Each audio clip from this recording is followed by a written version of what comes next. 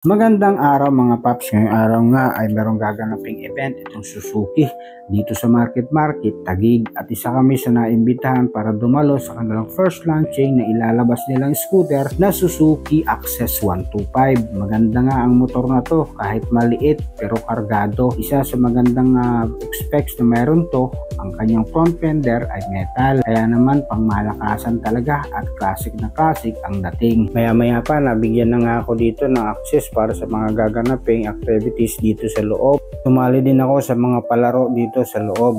Sumali din ako dito sa catch the stick. Napakadali nga lang tingnan pero nung ako na yung naglalaro, hindi na ako makasalo ng mga stick. Nakakuha nga lang ako ng dalawa dyan. At yung pangatlo gusto ko nang kunin doon sa pinaglalagyan pero wala talaga. Dalawa lang talaga nakuha ko.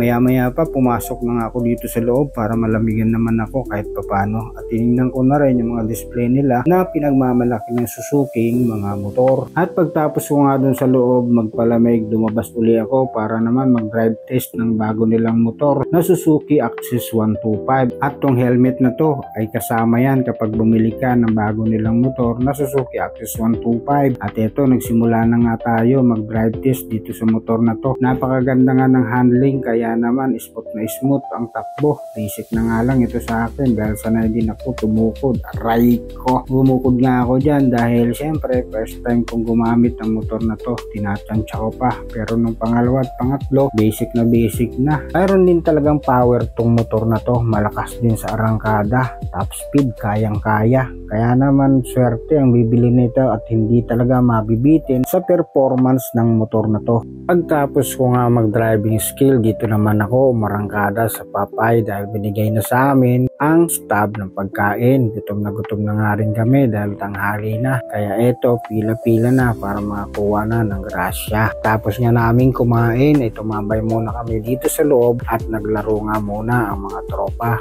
habang inaantay na mag-start ang programa. Salamat sa pagpunta nyo dito sa Market and abangan nyo mamaya ulit yung magiging concert ni Maki dito. Yun lang. Maraming salamat po. At hanggang dito nga lang ang part ng aking video dahil sinayang ko na naman yung mahalagang oras nyo. Maraming salamat mga paps. Thank you for watching.